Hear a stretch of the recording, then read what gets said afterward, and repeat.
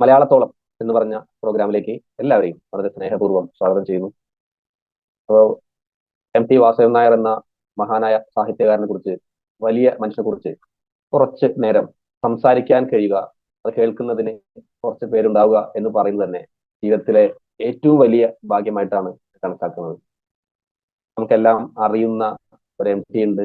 ഈ ഒരു 33 മുതൽ 2024 വരെയുള്ള അദ്ദേഹത്തിന്റെ ജീവിതം ഏറെക്കുറെ കുറച്ച് പഠനകാലം മാറ്റി വെച്ച് കഴിഞ്ഞാൽ ബാക്കി എല്ലാ ദിവസവും ഭരിക്കുന്നത് വരെ അദ്ദേഹം ഒരു മികച്ച സാഹിത്യകാരനായിരുന്നു എന്നതിനപ്പുറത്തേക്ക് അദ്ദേഹം ഒരു നല്ല മനുഷ്യൻ കൂടിയായിരുന്നു എന്ന് നമ്മൾ മനസ്സിലാക്കേണ്ടി.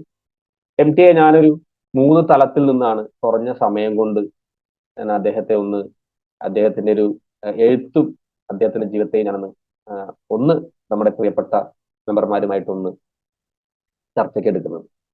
ആദ്യം നമുക്കെല്ലാം അറിയാം, MT മഹാനായ ഒരു എഴുത്തുകാരനാണ്. ആ എഴുത്തുകാരൻ എന്ന നിലയിൽ തന്നെ അദ്ദേഹം കൈവയ്ക്കാത്ത മേഖലകൾ ഇല്ല എന്നുള്ളതാണ്. അദ്ദേഹം ഒരു ചെറുകഥാകൃത്ത് ആയിരുന്നു, നോവലിസ്റ്റ് ആയിരുന്നു. അദ്ദേഹം ഗോപുരനടയിൽ എന്ന് പറയുന്ന ഒരു നാടകം എഴുതിയിട്ടുണ്ട്. ബാലസാഹിത്യത്തിൽ വളരെ നമ്മൾ എപ്പോഴും MT ഒരു നോവലിസ്റ്റ് എന്ന MTയുടെ കാലവും MTയുടെ നാലുകെട്ടും പാതിരാവും പകൽ വെളിച്ചവും അദ്ദേഹത്തിന്റെ വിലാപയാത്രയും രണ്ടാം മുഴുവും എല്ലാം ചർച്ച ചെയ്യുന്ന ഇടയ്ക്ക് നമ്മൾ വിട്ടുപോയ ഒരു മേഖല കൂടി അദ്ദേഹം കൈവച്ചിട്ടുണ്ട്. അതാണ് അദ്ദേഹത്തിന്റെ ബാലസാഹിത്യം. 3 പ്രധാനപ്പെട്ട പുസ്തകങ്ങൾ, തന്ത്രക്കാരിയും മാണിക്യക്കല്ലും ദയ എന്ന പെൺകുട്ടിയും എന്ന മനോഹരമായ കുട്ടികൾക്ക് വേണ്ടി എഴുതിയിട്ടുള്ള മനോഹരമായ 3 ബാലസാഹിത്യം കൂടി അദ്ദേഹം എഴുതി വെച്ചിട്ടുണ്ട്. അപ്പോ നാടകം എഴുതിയിട്ടുണ്ട്, ബാലസാഹിത്യം എഴുതിയിട്ടുണ്ട്, കവിത എഴുതിയിട്ടുണ്ട്. MTയുടെ ഏറ്റവും വലിയ ആഗ്രഹം അദ്ദേഹത്തിന് ഒരു കവിയായിട്ട് അറിയപ്പെടാനും എഴുതാനുമായിരുന്നു അദ്ദേഹത്തിന്റെ ആഗ്രഹം ഉണ്ടായിരുന്നു. അദ്ദേഹം ശ്ലോകങ്ങൾ ഹൃദ്യസ്ഥമാക്കിയത് കവിത എഴുതുന്നതിന് വേണ്ടിയാണ് എന്ന് അദ്ദേഹം അഭിമുഖത്തിൽ പറയുന്നു. പക്ഷെ അദ്ദേഹത്തിന് ഒരു കവി എന്ന രീതിയിൽ അറിയപ്പെടാനുള്ള ഭാഗ്യമുണ്ടായി. പക്ഷെ അതിന് അദ്ദേഹം പ്രാക്ടീസ് ചെയ്യുന്നുണ്ട് ഒരു ഘട്ടത്തിൽ. അതിന് തന്നെ പറയുന്നുണ്ട്, അദ്ദേഹത്തിന് ഏറ്റവും മോശമായ ഒരു സൃഷ്ടിയായിരുന്നു അത് എന്ന് അദ്ദേഹം തന്നെ പറയുന്നുണ്ട്. യാത്രാ വിവരണങ്ങൾ അദ്ദേഹം എഴുതിയിരിക്കുന്നു. ഒപ്പം തന്നെയാണ് ഒരു NP മുഹമ്മദുമായി ചേർന്നുകൊണ്ട് വേറൊരാളെയും കൂടി ചേർന്നുകൊണ്ട് അദ്ദേഹം അറബിപ്പൊന്ന് എന്ന് പറയുന്ന ഒരു നോവൽ എഴുതിയിരിക്കുന്നു. വിവർത്തനങ്ങൾ നടത്തിയിരിക്കുന്നു. അങ്ങനെ MT കൈവയ്ക്കാത്ത ഒരു മേഖല സാഹിത്യ മേഖലയിൽ ഇല്ല. അതിനേക്കാളൊക്കെ ഉപരി മികച്ച തിരക്കഥകൾ 1, 2, 10, 15 അല്ല, 65 കൂടുതൽ തിരക്കഥകൾ അദ്ദേഹം എഴുതിയിരിക്കുന്നു. അപ്പോ MT എന്ന് പറയുന്ന ഒരു എഴുത്തുകാരനെ നമ്മൾക്ക് കാണാൻ കഴിയും. കുറച്ചും കൂടി നമ്മൾ മാറി നിന്ന് ചിന്തിക്കുമ്പോൾ അദ്ദേഹം മികച്ച ഒരു അഡ്മിനിസ്ട്രേറ്റർ കൂടിയായിരുന്നു. അതിന്റെ അപ്പുറത്തേക്ക് കുറച്ചുകൂടി കടന്നു പോകുമ്പോൾ അദ്ദേഹം മികച്ച പത്രാധിപരായിരുന്നു. മാതൃഭൂമിയുമായിട്ടുള്ള അദ്ദേഹത്തിന്റെ ആത്മബന്ധം നമുക്കറിയാം. അതും കടന്നു പോകുമ്പോൾ അദ്ദേഹം മികച്ച ഒരു തിരക്കഥാകൃത്തായിരുന്നു, സംവിധായകനായിരുന്നു എന്ന് വേണ്ട എല്ലാ മേഖലകളിലും ഒരു സാഹിത്യകാരൻ, ഒരു പക്ഷേ നമ്മൾ സാഹിത്യകാരനെ കുറിച്ച് ചർച്ച ചെയ്യുമ്പോൾ കഥകളും നോവലുകളും ഒക്കെ എഴുതിയിട്ടുള്ള ആളുകളാണെങ്കിൽ MT എന്ന് പറയുമ്പോൾ അതിന്റെയും അപ്പുറത്തേക്ക് വളർന്ന ഒരു മനുഷ്യനായിട്ട് നമുക്ക് കാണാൻ കഴിയും. എനിക്ക് അദ്ദേഹവുമായിട്ടുള്ള ഏറ്റവും ഒരു അടുപ്പം എന്ന് പറയുന്നത് തന്നെ നിളയുടെ കലാകാരനായിട്ടാണ് MT വാസുദേവൻ നായർ അറിയപ്പെടുന്നത്. മലയാളത്തിലെ മൊപ്പസാങ് എന്ന് അറിയപ്പെടുന്നുണ്ടെങ്കിലും നിളയുടെ കലാകാരനാണ്, ഭാരതപ്പുഴയുടെ കലാകാരനാണ് അദ്ദേഹം. കുമരനെല്ലൂർ എന്ന് പറയുന്ന അദ്ദേഹത്തിന്റെ ഗ്രാമം ഭാരതപ്പുഴയുടെ തീരത്താണ് സ്ഥിതി ചെയ്യുന്നത്. അപ്പൊ അദ്ദേഹത്തിന്റെ എല്ലാ എല്ലാ കഥകളിലും, എല്ലാ നോവലുകളിലും, എല്ലാ സിനിമകളിലും പോലും ഈ ഭാരതപ്പുഴ ഒരു പ്രധാന കഥാപാത്രമായി തന്നെ വരുന്നതായിട്ട് നമ്മൾക്ക് കാണാൻ കഴിയും. MTയുടെ കുട്ടിക്കാലം എന്ന് പറയുന്നത് അദ്ദേഹം തന്നെ പറയുന്നുണ്ട്, സ്കൂൾ പഠന കാലഘട്ടത്തിലും അദ്ദേഹം ഒരു മികച്ച വിദ്യാർത്ഥിയായിരുന്നു. അദ്ദേഹത്തെ പഠിപ്പിച്ച അധ്യാപകരെല്ലാം പല അഭിമുഖങ്ങളിലും പല ലേഖനങ്ങളിലും ഞാൻ കേട്ടിട്ടുണ്ട്. അദ്ദേഹം മികച്ച വിദ്യാർത്ഥിയായിരുന്നു. ഒപ്പം തന്നെ 10ാം ക്ലാസ് പൂർത്തീകരിക്കുന്ന സമയത്ത് 15 വയസ്സ് എന്ന് തികയാത്തുകൊണ്ട് സർക്കാരിന്റെ പ്രത്യേക ഉത്തരവ് വെച്ചിട്ടാണ് അദ്ദേഹം SSLC പരീക്ഷ എഴുതുന്നത്. SSLC മികച്ച മാർക്കോടുകൂടി പാസ്സായി കഴിഞ്ഞപ്പോൾ, കുമരനെല്ലൂർ സ്കൂളിൽ നിന്നും അദ്ദേഹം 10ാം ക്ലാസ് പാസ്സായി കഴിഞ്ഞപ്പോൾ അടുത്തത് കോളേജിൽ പഠിക്കാനുള്ള ഒരു തടസ്സം അദ്ദേഹത്തിന് പ്രായം ആയിട്ടുണ്ടായിരുന്നില്ല എന്നുള്ളത് കൊണ്ടാണ്. അപ്പൊ അതുകൊണ്ട് അദ്ദേഹം പറയുന്നത്, പ്രായമാകാത്തതുകൊണ്ട് പ്രായം തികയുന്നതിന് വേണ്ടി അദ്ദേഹത്തിന്റെ വിദ്യാഭ്യാസ കാലഘട്ടത്തിന്റെ ഇടയിൽ ഒരു വർഷം അദ്ദേഹത്തിന് ഒരു പഠനവും ഇല്ലാതെ മാറി നിൽക്കേണ്ടി വന്നു. പക്ഷേ MT വാസുദേവൻ നായർ അത് പറയുന്നത്, കോളേജിൽ സഹോദരന്മാർ പഠിക്കുന്നത് കൊണ്ട് തന്നെ കൂടി കോളേജിൽ വിട്ട് പഠിപ്പിക്കാൻ സാമ്പത്തികം ഇല്ലാതിരുന്നത് കൊണ്ട് ഒരു വർഷം ഇടവേള എടുത്തു എന്നാണ് MT വാസുദേവൻ നായർ പറയുന്നത്. എന്തായാലും അദ്ദേഹം മികച്ച വിദ്യാർത്ഥിയായിരുന്നു. അദ്ദേഹത്തെ പഠിപ്പിച്ചിട്ടുള്ള അധ്യാപകരുടെ മനസ്സിൽ ഒരു മായാത്ത ഒരു മനുഷ്യനായിട്ട് ഒരു വിദ്യാർത്ഥിയായിട്ട് MT വാസുദേവൻ നായർ നിൽക്കുന്നുണ്ട്. അദ്ദേഹം പാലക്കാട് വിക്ടോറിയ കോളേജിൽ അദ്ദേഹം പഠിച്ചു. സയൻസ് വിഷയത്തിലായിരുന്നു, കെമിസ്ട്രിയിലായിരുന്നു അദ്ദേഹത്തിന്റെ വിദ്യാഭ്യാസം. അതിനുശേഷം അധ്യാപകനായിട്ട് അദ്ദേഹം കോളേജിൽ ജോലി ചെയ്യുന്നു. അങ്ങനെ ഇരിക്കുമ്പോഴാണ് അദ്ദേഹത്തിന്റെ ആദ്യ കാലഘട്ടങ്ങളിലെ കഥകൾ പ്രസിദ്ധീകരിച്ചു തുടങ്ങുന്നത്. രക്തം പുരണ്ട മൺതരികൾ എന്ന ചെറുകഥാ സമാഹാരം ഇറക്കിക്കൊണ്ട് MT മലയാള സാഹിത്യത്തിലേക്ക് കടന്നു വരികയാണ്.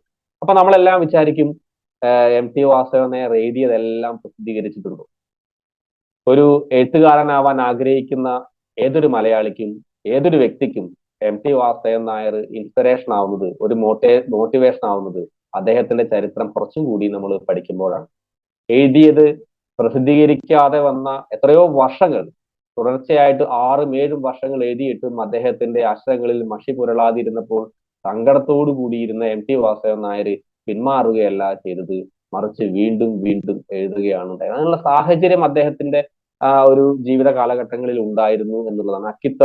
അക്കിത്തം നമ്മുടെ പ്രിയപ്പെട്ട കവിയായിട്ട് അക്കിത്തവുമായിട്ടുള്ള, അദ്ദേഹത്തിനെക്കാളും പ്രായത്തിന് മുതിർന്നാണെങ്കിലും അക്കിത്തവുമായിട്ടുള്ള അദ്ദേഹത്തിന്റെ കുടുംബവുമായിട്ടുള്ള ബന്ധം, അദ്ദേഹത്തിന്റെ സഹോദരങ്ങൾ, MT സഹോദരങ്ങൾ എന്ന് തന്നെ വേണം പറയാം, അവരുടെ ഒരു സാന്നിധ്യം, അദ്ദേഹത്തിന്റെ കീഴടത്തി അദ്ദേഹത്തിന്റെ ഓപ്പോളിന്റെ ഒരു സാന്നിധ്യം, അങ്ങനെ നിളയുടെ സാന്നിധ്യം എല്ലാം അദ്ദേഹത്തിന്റെ ജീവിതത്തിൽ ഉണ്ടായിരുന്നു. ആദ്യ കാലഘട്ടങ്ങളിൽ അദ്ദേഹം ഒരു കവിയായിട്ട് കവിത എഴുതുന്നതിന് വേണ്ടി ആഗ്രഹിച്ച് നടന്നിരുന്ന അദ്ദേഹത്തെ ജീവിതത്തിലെ കഥയെഴുത്തിലേക്ക് തിരിച്ചുവിടുന്നത് മലയാളത്തിന്റെ ജ്ഞാനപീഠം ജേതാവും കൂടിയായ കോഴിക്കോടിന്റെ കലാകാരനായിട്ടുള്ള SK പൊറ്റക്കാടിന്റെ കഥകളും നോവലുകളും MTയെ ഗദ്യ സാഹിത്യത്തിലേക്ക് അല്ലെങ്കിൽ കഥ അല്ലെങ്കിൽ നോവലുകളിലേക്ക് തിരിച്ചുവിടുന്നത്. ഒരുപാട് മലയാളികളെ ആകർഷിച്ചിട്ടുള്ള SK പൊറ്റക്കാട് MT വാസുദേവൻ നായരെ സ്വാധീനിച്ചിട്ടുണ്ട് എന്നറിയുമ്പോൾ അതെനിക്ക് വളരെ സന്തോഷം തന്ന ഒരു നിമിഷമായിട്ട് തോന്നും.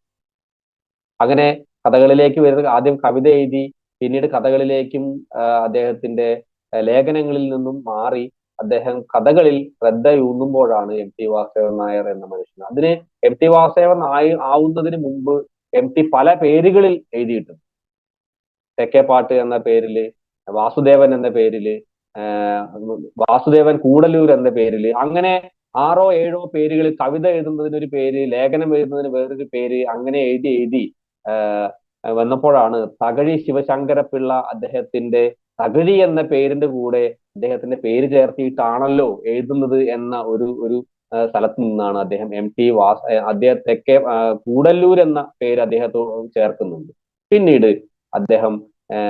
പിന്നീട് എപ്പോഴും MT വാസുദേവൻ നായർ എന്ന പേരിൽ കൃത്യമായിട്ട് ഒരു അറിയപ്പെടാൻ തുടങ്ങി. മാതൃഭൂമി ആഴ്ചപ്പതിപ്പ് ലോക കഥാ മത്സരം നടത്തിയപ്പോൾ അതിൽ അദ്ദേഹത്തിന്റെ വളർത്തുമൃഗങ്ങൾ എന്ന് പറയുന്ന ഒരു ചെറുകഥയ്ക്ക് 1ാം സ്ഥാനം ലഭിച്ചതോടുകൂടി MTയുടെ രംഗപ്രവേശം മലയാളികൾ അറിഞ്ഞു തുടങ്ങി എന്ന് നമുക്ക് അറിയാം. ആ കഥ വന്നതോടുകൂടി അറിയപ്പെടുന്ന എഴുത്തുകാരനായി. അങ്ങനെ കഥയുടെ മേഖലകളിൽ ചെറുകഥകൾ കൂടെ വന്നു. അദ്ദേഹത്തിന്റെ നോവലുകൾ മനോഹരമായ കാലം, നാലുകെട്ട്, ഒപ്പം തന്നെയാണ് അസുരവിത്ത്, പതിരാവും പകൽ വെളിച്ചവും തുടങ്ങിയ നോവലുകളിലൂടെ വന്ന് 2ാം ഊഴവും അവസാനം എഴുതി നിർത്ത വാരാണസിയും തുടങ്ങിയ നോവലുകളിലേക്ക് അദ്ദേഹം എത്തി. ഒരുപാട് കാലഘട്ടങ്ങൾ എടുത്തിട്ടുണ്ട് ഈ നോവലുകളെല്ലാം. MTയുടെ കഥകളിൽ, അദ്ദേഹത്തിന്റെ നോവലുകളിൽ എല്ലാം അദ്ദേഹത്തിനുള്ള എതിരെയുള്ള ഒരു ആരോപണം, അദ്ദേഹത്തിന്റെ കഥാ പശ്ചാത്തലം എന്ന് പറയുന്ന അദ്ദേഹത്തിന്റെ ഗ്രാമങ്ങളും അദ്ദേഹത്തിന്റെ കുടുംബ ബന്ധങ്ങളും സൗഹൃദങ്ങളിൽ നിന്നും എടുത്തിട്ടുള്ള കഥകളും കഥാ പശ്ചാത്തലവുമാണ്. അതിനപ്പുറത്തേക്ക് MT കടന്നില്ല എന്ന ഒരു ആരോപണം എപ്പോഴും ഉണ്ട്.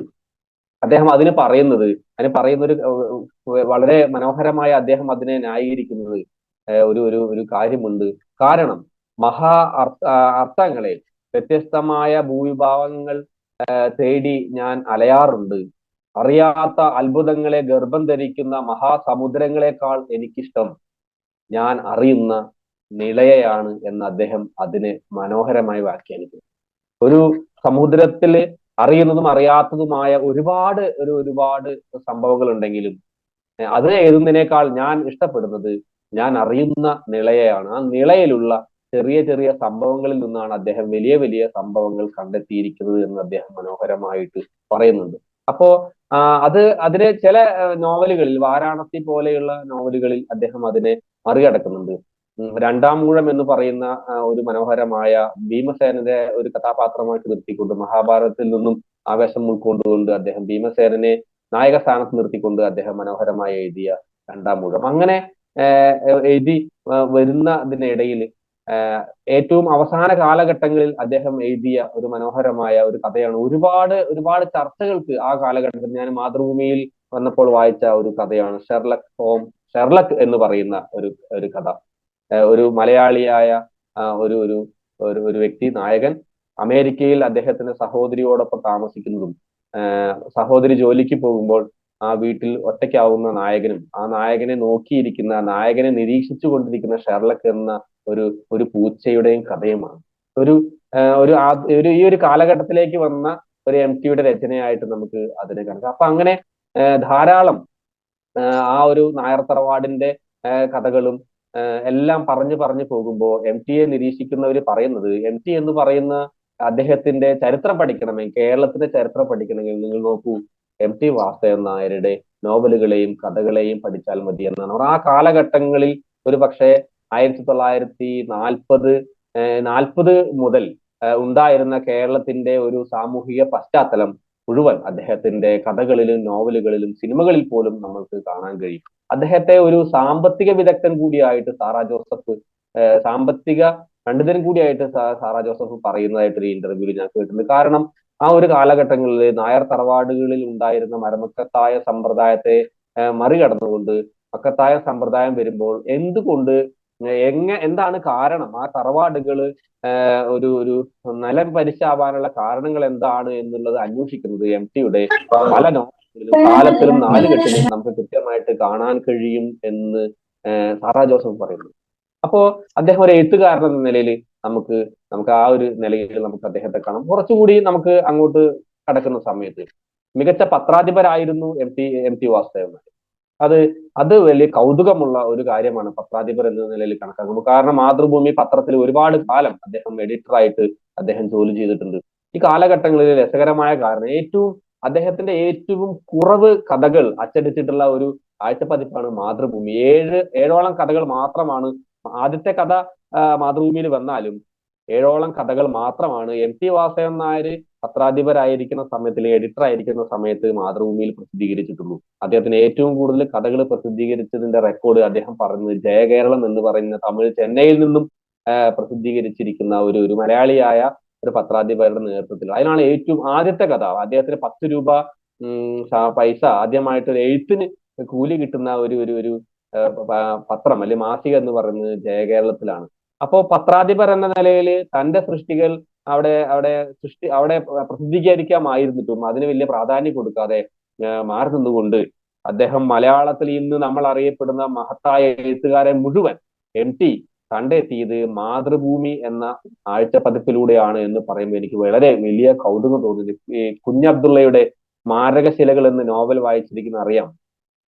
ആ സ്മാരകശിലകൾ എന്ന ആ നോവലിന് ഇട്ടത് MT വാസുദേവൻ നായരാണെന്ന് പറയുമ്പോൾ അതിന്റെ കൗതുകം നമുക്ക് മനസ്സിലാവും. അതിന് മുമ്പ് അദ്ദേഹം കുഞ്ഞബ്ദുള്ള ഇട്ടിരിക്കുന്ന വേറൊരു പേരായിരുന്നു. പക്ഷെ എഡിറ്റർ ടേബിളിൽ എത്തുമ്പോൾ ആ മനുഷ്യൻ ആ നോവൽ വായിച്ചവർക്ക് അറിയാം, ആ നോവലിന് സ്മാരകശിലകൾ എന്നൊരു പേരല്ലാതെ വേറെ ഏത് പേരിട്ടാലും ഒരു പക്ഷെ മലയാളികൾ ഇത്ര ആവേശത്തോടുകൂടി വായിക്കില്ലായിരുന്നു എനിക്ക് തോന്നിയിട്ടുണ്ട്. നമ്മുടെ M മുകുന്ദൻ പറയുന്നു, എഡിറ്റർ എന്ന നിലയിൽ MT വാസുദേവൻ നായർ ആ കസേരയിലുള്ളത് കൊണ്ട് മാത്രം മുകുന്ദനായി മാറിയ മുകുന്ദൻ എത്രയോ എഴുത്തുകാർ, സുഭാഷ് ചന്ദ്രൻ പുതിയ തലമുറയിൽപ്പെട്ട സുഭാഷ് ചന്ദ്രൻ അടക്കമുള്ള എത്രയോ എഴുത്തുകാരുടെ മനോഹരമായ സൃഷ്ടികൾ കണ്ടെത്തുന്നതിനും വെളിച്ചം കാണുന്നതിനും മാറി മാറി വരുന്ന സാഹിത്യ അഭിരുചികൾ മനസ്സിലാക്കുന്നതിന് എഡിറ്റർ അല്ലെങ്കിൽ പത്രാധിപർ എന്ന ടേബിളിൽ ഇരിക്കുമ്പോൾ എം ടി വാസുദേവൻ നായർക്ക് കഴിഞ്ഞിരുന്നു എന്ന് പറയുമ്പോൾ അദ്ദേഹത്തിന്റെ ഏറ്റവും കുറച്ച് കഥകൾ മാത്രമാണ് ആ കാലഘട്ടങ്ങളിൽ മാതൃഭൂമിയിൽ പ്രസിദ്ധീകരിച്ചിട്ടുണ്ടായിരുന്നു എന്നറിയുമ്പോൾ എത്രയോ മലയാളി മികച്ച എഴുത്തുകാരെ കണ്ടെത്താൻ എം ടിക്ക് സാധിച്ചിട്ടുണ്ട് എന്ന് പറയുമ്പോൾ ഒരു പത്രാധിപർ എന്ന നിലയിൽ ഒരു പക്ഷെ എഴുത്തുകാരൻ എന്നതിന്റെ കുറച്ചുകൂടി മുകളിലേക്ക് എം ടി വാസുദേവൻ നായർ വളരുന്നത് കാണാം. അദ്ദേഹം ഒരു ഇന്ത്യയിൽ തന്നെ അറിയപ്പെടുന്ന ഒരു എഴുത്തുകാരനായിട്ട് മാറുമ്പോൾ തന്നെ അതിനേക്കാൾ നല്ല മികച്ച എഴുത്തുകാരെ കണ്ടെത്തുന്നതിനും ഈ സമൂഹത്തിന്, സാഹിത്യ ലോകത്തിന് പരിചയപ്പെടുത്തുന്നതിനും എം ടി എന്നും ശ്രദ്ധിച്ചിരുന്നു എന്ന് പറയുന്നതിന് ഈ സാഹിത്യ ലോകത്തിലെ പ്രധാനപ്പെട്ട എഴുത്തുകാരും നമ്മളെ വായനക്കാരും അദ്ദേഹത്തോട് എത്രയോ ഉയരത്തിൽ കടപ്പെട്ടിരിക്കുന്നു. അപ്പോ അദ്ദേഹം ഒരു പത്രാധിപർ എന്ന നിലയിൽ ശോഭിച്ചിട്ടുണ്ട്. അത് കഴിഞ്ഞ് കുറച്ചുകൂടി പോകുമ്പോൾ അദ്ദേഹത്തിലെ മികച്ച ഒരു മനുഷ്യനെ നമുക്ക് കാണാൻ കഴിയും. ഒരു സാമൂഹിക പ്രതിബദ്ധതയുള്ള ഒരു എഴുത്തുകാരൻ എന്ന നിലയിൽ നമുക്ക് അദ്ദേഹത്തിനെ കാണാൻ കഴിയും. മുത്തങ്ങ വിഷയം വന്നപ്പോ വയനാട്ടിൽ പോകുന്നതിനും അവരോട് ഐക്യദാർഢ്യം പ്രകടിപ്പിച്ചുകൊണ്ട് സമരത്തിന് മുമ്പിൽ നിന്നുകൊണ്ട് അവരുടെ ഐക്യദാർഢ്യം പ്രകടിപ്പിക്കുന്ന ഒരു മനോഹരമായ ചിത്രം ഞാൻ എം ടിയുടെ കണ്ടു. അപ്പോ ഒരു അവശത അനുഭവിക്കുന്ന കാലഘട്ടത്തിലും ആ ഒരു അവിടെ സാറാ ജോസഫിന്റെ ഒപ്പയൊക്കെ അവിടെ പോയിക്കൊണ്ട് ഞാൻ ഈ പാവപ്പെട്ടവരുടെ ഇല്ലെങ്കിൽ ദുരിതം അനുഭവിക്കുന്നവരുടെ കൂടെ, നീതി നിഷേധിക്കുന്നവരുടെ കൂടെ സാഹിത്യകാരൻ എന്ന നിലയിൽ ഞാൻ നിലകൊള്ളും എന്ന് പറയുന്ന എം ടിയെ നമ്മൾക്ക് കാണാൻ കഴിയുന്നുണ്ട്. നമുക്കറിയാം ഒരു എഴുത്തുകാരൻ, ഒരു വായനക്കാരൻ, ഞാൻ അങ്ങനെ വിശ്വസിക്കുന്ന ഒരു വായനക്കാരൻ ഒരു എഴുത്തുകാരനെ പരിചയപ്പെടുന്ന ജീവിതത്തിൽ ഒരു മുഹൂർത്തം ഉണ്ടാവും ഏതൊരു വായനക്കാരനും. ഇപ്പോ നമുക്കറിയാം, ഞാൻ എസ് കെ പൊറ്റക്കാടിനെ കുറിച്ച് പറയുമ്പോൾ എസ് കെ പൊറ്റക്കാടിനെ നമ്മൾ എവിടെയാണ് പരിചയപ്പെടുന്നത് എന്ന് ഞാൻ എപ്പോഴും ആലോചിച്ച് നോക്കാറുണ്ട്. എസ് കെ പൊറ്റക്കാടിനെ ഞാൻ കണ്ടുമുട്ടുന്നത് എനിക്ക് കൃത്യമായിട്ട് അറിയാം അദ്ദേഹത്തിന്റെ ദേശത്തിന്റെ കഥ എന്ന് പറയുന്ന നോവൽ വായിക്കുമ്പോഴാണ്. അപ്പൊ ഞാനിങ്ങനെ എം ടി മരിച്ചിരിക്കുന്ന സമയത്ത് ഞാൻ ആലോചിച്ചു, ഞാൻ എവിടെയാണ് എം ടിയെ ആദ്യമായി കണ്ടുമുട്ടിയത്. അപ്പൊ ഞാൻ മനസ്സിലാക്കുന്നത് നമ്മളെല്ലാവരും അദ്ദേഹത്തിന്റെ കഥകളെ കുറിച്ചും നോവലുകളെ കുറിച്ചും ബാലസാഹിത്യത്തെ കുറിച്ചൊക്കെ പറയുമ്പോൾ എനിക്ക് മനസ്സിലാവുന്നത് ഞാൻ ആദ്യമായിട്ട് കണ്ടുമുട്ടിയത് എം ടി എന്ന എഴുത്തുകാരനെ അല്ല. ഞാൻ ആദ്യമായിട്ട് കണ്ടുമുട്ടിയത് എം ടി എന്ന സിനിമാക്കാരനെയാണ്. സിനിമ ഒരു മോഹമായിട്ടും സിനിമ ഏറ്റവും വലിയ പാഷനായിട്ടും കൊണ്ടു നടക്കുന്ന എൻ്റെ ഒരു കുട്ടി കാലത്ത് ഞങ്ങളുടെ നാട്ടിൻപുറത്തുള്ള പത്തായപ്പുരകളിൽ ടി വിയിൽ കണ്ട ആദ്യ സിനിമ നഖശതങ്ങൾ എന്ന് പറയുന്ന സിനിമ കണ്ടു കഴിഞ്ഞപ്പോ അപ്പോഴാണ് ഞാൻ ഇത് ആലോചിച്ചത്. അതിന്റെ അവസാന ടൈറ്റിലുകൾ തെളിയുമ്പോൾ കഥ, തിരക്കഥ, സംഭാഷണം എം ടി വാസുദേവൻ നായർ എന്ന് ആദ്യമായിട്ട് ഞാൻ തിരിച്ചറിയുന്നത് എഴുത്തുകാരനായ ഒരു എം ടി എ അല്ല, ഒരു സിനിമാക്കാരനായ എം ടി എ ആണ് ഞാൻ എഴുതുന്നത്. നമുക്കറിയാം ഇന്നിവിടെ അനുസ്മരിക്കപ്പെടുന്ന പി ജയചന്ദ്രന്റെ മനോഹരമായ ഒരു ഗാനം, ആ നഖശതങ്ങൾ എന്ന് പറഞ്ഞ സിനിമകൾക്ക് ഒരുപാട് പ്രാധാന്യമുണ്ട് മലയാള സിനിമകളിൽ. എം ടി തന്നെ ഒരു ഇടത്ത് പറയുന്നുണ്ട്, സിനിമയ്ക്ക് പരസ്യം വിലക്ക് വെച്ചിരിക്കുന്ന ഒരു സമയം, സിനിമകൾ പരസ്യത്തിലൂടെ പറയരുത് എന്ന് ഒരു വിലക്ക് ഏർപ്പെടുത്തിയിരിക്കുന്ന കാലഘട്ടത്തിലാണ് നഖശതങ്ങൾ എന്ന് പറയുന്ന സിനിമ മലയാളത്തിൽ റിലീസ് ആവുന്നത്. ആ സിനിമയ്ക്ക് ഏറ്റവും കൂടുതൽ പോപ്പുലാരിറ്റി ഉണ്ടാക്കിയത് അതിലത്തെ മനോഹരമായ 5 പാട്ടുകളാണ്. അതിനകത്ത് ജയചന്ദ്രൻ പാടിയ മനോഹരമായ ഒരു പാട്ടുണ്ട്, കേവല മർത്യ ഭാഷ കേൾക്കാത്ത ദേവദൂപികയാണു നീ, തുടങ്ങി യേശുദാസിന്റെ പാട്ടുകളും. നഖശതങ്ങൾ എന്ന് പറഞ്ഞ സിനിമയ്ക്ക് ഒരു പബ്ലിസിറ്റിയും വേണ്ട, ഒരു പരസ്യവും ഇല്ലാതെ മലയാളികൾ ഏറ്റെടുത്ത സിനിമ. 2 നായികമാരുടെ ഇടയിൽ ഒരു കൗമാരക്കാരനായ കാമുകൻ പെട്ടുപോകുന്നതും ആ സന്ദർഭത്തിൽ നിന്നും ആ ഒരു പ്രതിസന്ധിയിൽ നിന്നും പുറത്തു കടക്കാൻ കഴിയാതെ അവസാനം അദ്ദേഹത്തിന്റെ ജീവിതം ഒരു റെയിൽ പാളത്തിലൂടെ നടന്നു നീങ്ങുമ്പോഴാണ് ആ സിനിമ അവസാനിക്കുന്നത്. ഒരുപാട് വേദനിപ്പിച്ച ഒരു സിനിമയായിട്ടാണ് നഖശതങ്ങൾ അവസാനം. അതിനുശേഷം നമ്മൾ ഇന്ന് ഓർത്തെടുക്കുമ്പോൾ അറിയാം, നഖശതങ്ങൾ എന്ന് പറയുന്ന സിനിമയിൽ നിന്നും അറിഞ്ഞോ അറിയാതെയോ മോഷ്ടിച്ചെടുത്ത എത്രയോ മനോഹരമായ സിനിമകൾ മലയാളത്തിൽ ഉണ്ടാക്കിയിട്ടുണ്ട്. പഞ്ചാബി ഹൗസ് എന്ന് പറയുന്ന സിനിമ എനിക്കൊക്കെ തോന്നുന്നത് ഒരു പക്ഷേ ഈ നഖശതങ്ങൾ എന്ന് പറയുന്ന സിനിമയെ കണ്ടിട്ടായിരിക്കും. 2 നായികമാരുടെ ഇടയിൽ ഒരു നായകൻ, ഒരു ഹ്യൂമറിന്റെ ഭാഗത്തിലൂടെ ജയറാമിന്റെയും ദിലീപിന്റെയും മോഹൻലാലിന്റെയും ഒരുപാട് സിനിമകൾ കടന്നു പോയപ്പോ 1986 മലയാളത്തിൽ ഇറങ്ങിയ മനോഹരമായ ഒരു സാഹിത്യ സൃഷ്ടിയാണ് നഖശതങ്ങൾ. ഞാൻ സിനിമയെ എം ടി എ പരിചയപ്പെടുത്തുന്നു തീർച്ചയായിട്ടും നഖശതങ്ങൾ എന്ന് പറഞ്ഞ സിനിമ. അദ്ദേഹത്തിന്റെ എല്ലാ സിനിമകളും ഏകദേശം 65 സിനിമകൾ അദ്ദേഹം തിരക്കഥ എഴുതിയിട്ടുണ്ട്.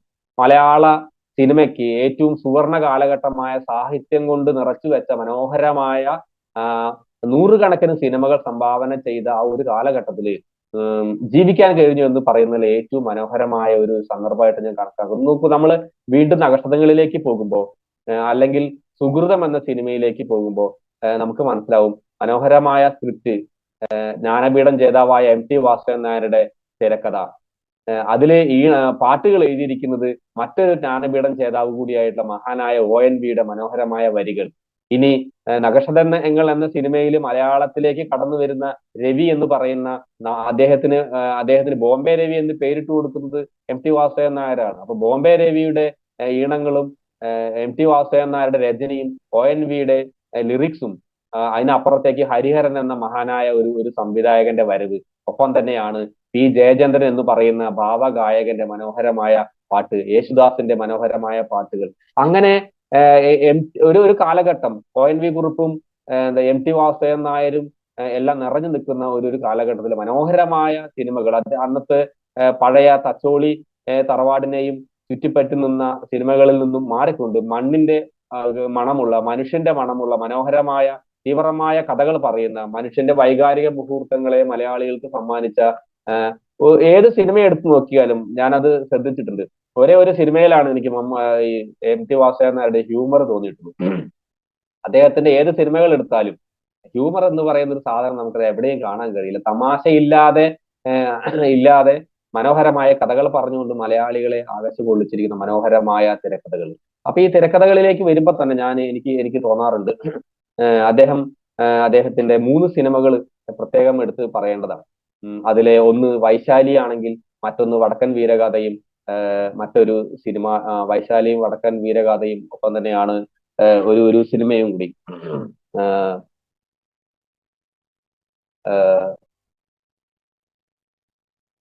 ഈ സിനിമകളെ ഞാനൊന്ന് പ്രത്യേകം ഒന്ന് എടുത്തു പറയണം. വടക്കൻ വീരഗാഥ, ഒപ്പം പെരുന്തച്ചൻ എന്ന് പറഞ്ഞ, പെരുന്തച്ചനും വൈശാലിയും വടക്കൻ വീരഗാഥയും നമ്മൾ മാറ്റിവെക്കണം. കാരണം വാമൊഴിയായി പറഞ്ഞു വന്ന കഥകളിന്റെ അപ്പുറത്തേക്ക് വേറെ ഒരു ഭാവം, ഇല്ലേ, വേറെ ഒരു തലം സമ്മാനിച്ച ആളാണ് MT വാസുദേവൻ നായർ. അതില് ഞാൻ ഒരു സിനിമയെ മാത്രം പരാമർശിച്ചുകൊണ്ട് പോവുകയാണ്. ഈ വിസ്താര ഭയം എന്ന് പറയുന്ന പേടിയുള്ളത് കൊണ്ട് ഒരു പക്ഷെ അതുകൊണ്ട് ഞാനൊന്ന് കട്ട് ചെയ്യാണ്. ഞാൻ ഒരു പെരുന്തച്ചൻ എന്ന് പറയുന്ന ഒരു സിനിമ, നമ്മൾ കേട്ട പെരുന്തച്ചൻ അല്ല സിനിമയിലെ പെരുന്തച്ചൻ. അജയൻ സംവിധാനം ചെയ്ത MT വാസുദേവൻ നായരുടെ തിരക്കഥയിലെഴുതിയ സിനിമയിൽ അതില് പെരുന്തച്ചന്റെ ഇഫക്റ്റ്, അദ്ദേഹത്തിന്റെ ഒരു ഭാവം, അച്ഛന് മക്കളോട് സ്വാഭാവികമായി തന്നേക്കാൾ വളർന്നാൽ ആ മകനോട് അസൂയ തോന്നും എന്ന് പറയുന്നതാണ് പെരുന്തച്ചന്റെ അവസാനം. അദ്ദേഹത്തിന്റെ നമ്മൾ കേട്ടിട്ടുള്ള, ഐതിഹ്യത്തിൽ കേട്ടിട്ടുള്ള പെരുന്തച്ചന്റെ കഥ. പക്ഷെ MT വാസുദേവൻ നായർ പെരുന്തച്ചനെ പഠിച്ചപ്പോ, ഐതിഹ്യം പഠിച്ചപ്പോ അതിനപ്പുറത്തേക്ക് ഒരു ഭാവം അദ്ദേഹത്തിന് കൊടുക്കുന്നു. ഒരു അച്ഛനും ഒരു മകനോട് തന്നേക്കാൾ വളർന്നു കഴിഞ്ഞാലും അസൂയ തോന്നില്ല എന്നൊരു നിലപാടിലേക്ക് MT എത്തുന്നുണ്ട്. അദ്ദേഹം മകനെ കൊല്ലുന്നതിനുള്ള കാരണം അതല്ല, അവിടുത്തെ തമ്പുരാന്റെ മകളെ പ്രേമിച്ചതാണ് എന്ന് വരികൾക്കിടയിൽ വായിക്കാൻ MTക്ക് കഴിയുകയും സിനിമ അവസാനിക്കുന്നത് മകന്റെ കഴുത്തിലേക്ക് വീതുളി, മുകളിൽ നിന്നും ഉത്തരം പണിയുമ്പോൾ വീതുളി കഴുത്തിലേക്ക് ഇടുന്ന ഒരു രംഗം. അതിന് പ്രത്യേക കാര്യമായിട്ട് അദ്ദേഹം അതിനെ ജസ്റ്റിഫൈ ചെയ്യുന്നത് തമ്പ്രാന്റെ മകളെ അതിൽ നിന്ന് തമ്പ്രാനെ രക്ഷിക്കുന്നതിന് വേണ്ടിയിട്ടാണ് എന്നുള്ളത്. അവിടെ അച്ഛന്റെ ഒരു മകനോടുള്ള അസൂയയല്ല, മറിച്ച് വേറൊരു തലത്തിലേക്ക് MT പെരുന്തച്ചനെ ഉയർത്തുന്നുണ്ട്. ഒപ്പം തന്നെയാണ് വടക്കൻ വീരഗാഥയിൽ ഒരുപാട് ചർച്ചകൾ ചെയ്ത വടക്കൻ വീരഗാഥ ഒറ്റ സിനിമ കൊണ്ട് അതുവരെ നമ്മുടെ മലയാളികളുടെ മനസ്സിൽ ചതിയൻ ചന്തുവായി അറിയപ്പെട്ട ചന്തു, ആ ഒറ്റ സിനിമ കൊണ്ട് അദ്ദേഹം വേറൊരു തലത്തിലേക്ക്, വേറൊരു തച്ചോളി അതിനേക്കാളിലും ഉയർന്ന ഒരു തലത്തിലേക്ക് മാറുന്നുണ്ട്. നമുക്കിന്ന് ചന്തു എന്ന് പറയുമ്പോൾ നമ്മുടെ മനസ്സിലെല്ലാം മമ്മൂട്ടിയാണ് നിറഞ്ഞു നിൽക്കുന്നത്. അപ്പൊ തീർച്ചയായിട്ടും ആ സിനിമകൾ വരികൾക്കിടയിൽ വായിക്കാനും അതിനെ തന്റേതായ യുക്തി കൊണ്ട് അതിനെ ന്യായീകരിക്കാനും പുതിയൊരു ഭാഷ കൊടുക്കുന്നതിന് MT വാസുദേവൻ നായരുടെ സിനിമകൾക്ക് കഴിഞ്ഞിട്ടുണ്ട്. വൈശാലി എന്ന് പറയുന്ന സിനിമകൾ അങ്ങനെ തന്നെ. മഹാഭാരതത്തില് അവസാന പർവ്വത്തില് ഒരു ചെറിയൊരു വരികളിൽ മാത്രം അദ്ദേഹം ഋഷിശൃംഖനെ കുറിച്ച് പറയുമ്പോൾ ആ ഋഷിശൃംഖന്റെ അപ്പുറത്തേക്ക് വൈശാലി എന്ന കഥാപാത്രത്തെ കൂടി ചേർത്തിക്കൊണ്ട് ആ പേര് തന്നെ സിനിമയ്ക്ക് ഇട്ടുകൊണ്ട് വളരെ മനോഹരമായ ഒരു സിനിമ നിർമ്മിക്കാൻ എഴുതാൻ നമ്മുടെ MT വാസുദേവൻ നായർക്ക് കഴിഞ്ഞു. അപ്പൊ സിനിമകളിലൂടെ ഉള്ള MT ആണ് ഞാൻ ഏറ്റവും കൂടുതൽ അറിഞ്ഞത്. മലയാളികൾ ഏറ്റവും കൂടുതൽ ആഘോഷിച്ചതും ഒരു പക്ഷേ ഈ സിനിമകളിലൂടെ ആയിരിക്കും. മോഹൻലാൽ എന്ന് പറയുന്ന നടനെ, മമ്മൂട്ടി എന്ന് പറഞ്ഞ നടനെ മമ്മൂട്ടി തന്നെ പല വേദികളും പറഞ്ഞത്, എന്നെ കണ്ടെത്തിയത് ഞാൻ MT അല്ല കണ്ടെത്തിയത്, MT എന്നെയാണ് എന്ന് അദ്ദേഹത്തോട് പറയുന്നു. എത്രയോ സിനിമകളിലൂടെ മമ്മൂട്ടിയുടെ വടക്കൻ വീരഗാഥയും സുഹൃതവും പഴശ്ശിരാജയും എല്ലാം മമ്മൂട്ടിയെ മമ്മൂട്ടിയാക്കി വളർത്തുന്നതിൽ വളരെ പങ്കുവഹിച്ചു.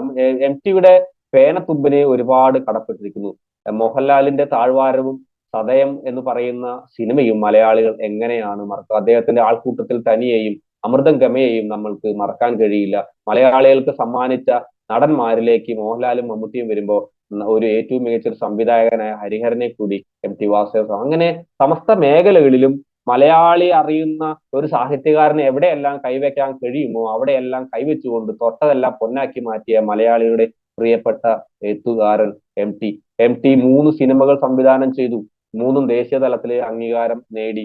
അതിലെ ഏറ്റവും രസകരമായ വസ്തുത, എല്ലാ തിരക്കഥകൾക്കും MT വാസുദേവൻ നായരുടെ ചെറുകഥകളിൽ നിന്നാണ് അദ്ദേഹം തിരക്കഥകൾ ഉണ്ടാക്കിയിരിക്കുന്നതാണ്.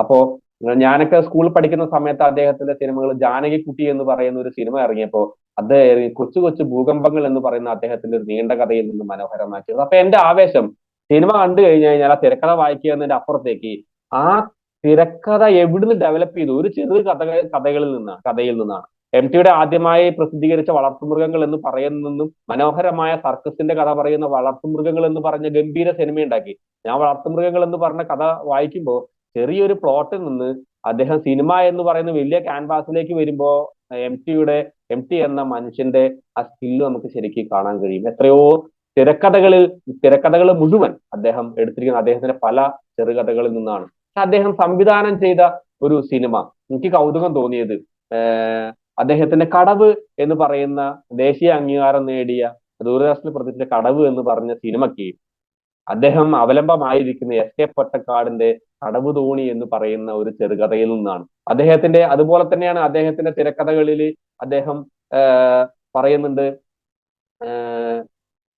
ഒരു ചെറു പുഞ്ചിരി, അദ്ദേഹത്തിന്റെ ആകെ ഹ്യൂമർ ഉള്ള ഒരു സിനിമയായിട്ട് എനിക്ക് ഒടുവിൽ ഉണ്ണികൃഷ്ണൻ നായക വേഷത്തിലെത്തിയ ഒരു ചെറു പുഞ്ചിരി, അത് ശ്രീരമണ എന്ന തെലുങ്ക് കഥയിൽ നിന്നും, ശ്രീരമണ എന്ന് പറഞ്ഞ എഴുത്തുകാരന്റെ തെലുങ്ക് കഥയിൽ നിന്നാണ് അദ്ദേഹം ഒരു ചെറുപുഞ്ചിരി എന്ന് പറയുന്നത് അദ്ദേഹം എടുത്തിരിക്കുന്നത്. അപ്പോ സംവിധാനം ചെയ്ത നിർമാല്യം എടുത്തു പറയേണ്ട ഒരു സിനിമയായിരുന്നു. അദ്ദേഹത്തിന്റെ ആദ്യത്തെ സംവിധാന സംരംഭം. മലയാളികൾക്ക് അതിനുശേഷം ഒരിക്കലും നിർമ്മിക്കാൻ അതുപോലെ ഒരു സിനിമ നിർമ്മിക്കാൻ കഴിയില്ല എന്ന് നിരൂപകരും ഇന്നത്തെ സാമൂഹിക സാഹചര്യങ്ങൾ പറയുന്നു.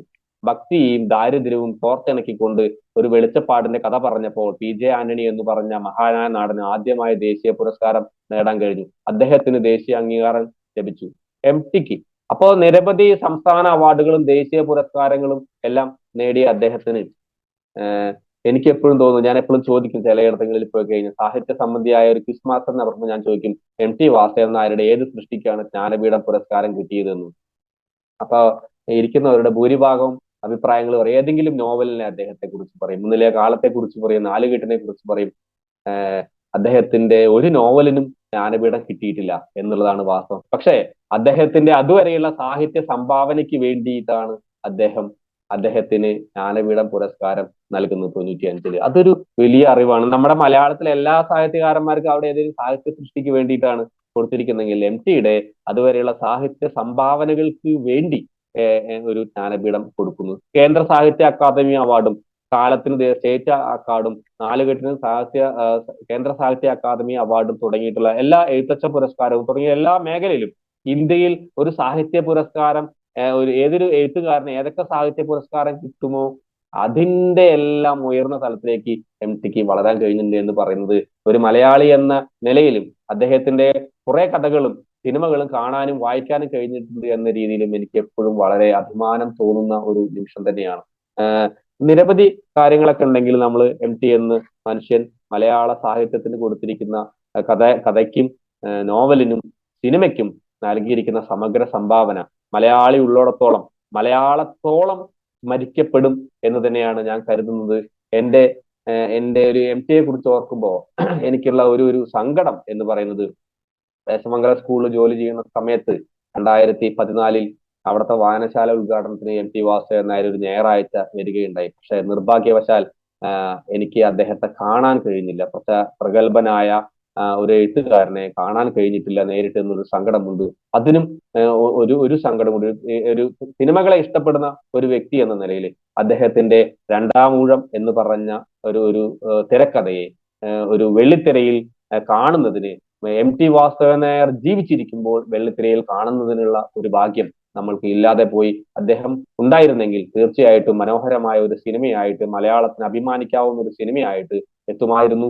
അതിനുള്ളൊരു ഭാഗ്യം നമുക്ക് ഇല്ലാതെ പോയി. ആ ഒരു സങ്കടം വെച്ചുകൊണ്ട് തന്നെ MT വാസുദേവൻ നായർക്ക് പോസിറ്റീവ് കമ്മ്യൂണിസ്റ്റ് തൃശൂർ ചാപ്റ്ററിന്റെ സ്മരണാഞ്ജലികൾ അർപ്പിച്ചുകൊണ്ട് ഈ ഒരു ചെറിയ അദ്ദേഹത്തെ കുറിച്ചുള്ള ഒരു വിവരണം, അദ്ദേഹത്തിന് സാഹിത്യത്തിനും സിനിമയ്ക്കും എല്ലാം നൽകിയ ഒരു വിവരണം അവസാനിപ്പിച്ചുകൊണ്ട് നിർത്തുന്നു.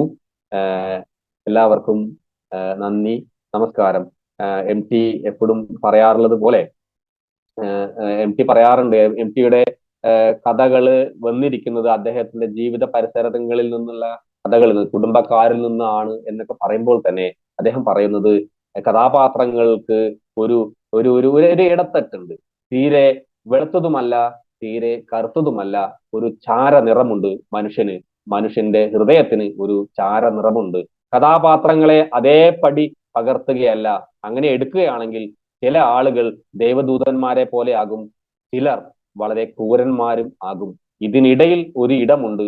ആ ഇടത്തിൽ നിന്നാണ് ഞാൻ എൻ്റെ ജീവിച്ചിരിക്കുന്ന പരിസരങ്ങളിൽ നിന്നും കഥാപാത്രങ്ങളെ കഥകളിലേക്കും നോവലുകളിലേക്കും സിനിമകളിലേക്കും കൊണ്ടുവന്നിരിക്കുന്നത്. നമ്മളെല്ലാം അതേപടി പകർത്തുകയാണെങ്കിൽ ഒരു പക്ഷേ നമ്മൾ ദൈവദൂതന്മാരാവും, അല്ലെങ്കിൽ വളരെ ക്രൂരന്മാരാകും. അങ്ങനെയൊന്നും ആവാതിരിക്കാൻ കഴിയട്ടെ.